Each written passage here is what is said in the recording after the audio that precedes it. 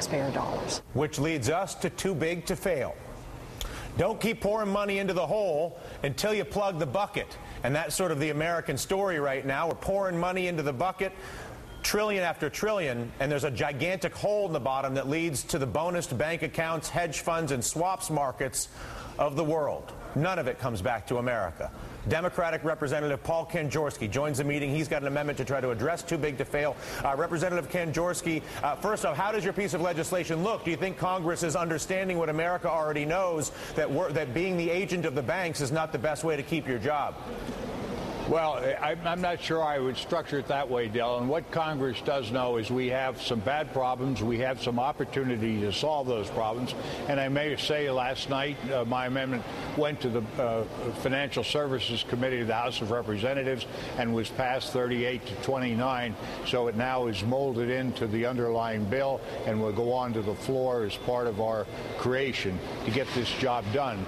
And what we're trying to do, so you understand it and your listening audience understand it, is use one mechanism to stop this incredible participation in high-risk, high-stakes games by the very largest, the very interconnected, the very risky organizations, banking and financial organizations within our system.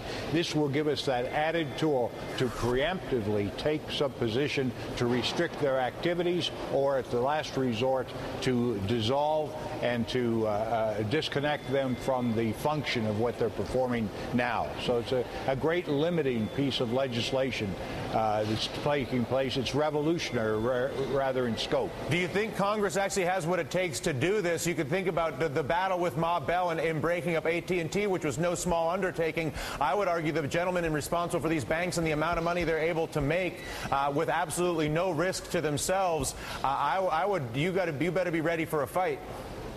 Well, we have a fight. It's not going to be easy. And as a matter of fact, the easy part of it is now over. We have it combined with the underlying bill by amendment. So we're moving on the House floor. I talked to some of the senators over here just today that they want to move on the same type of legislation in the Senate.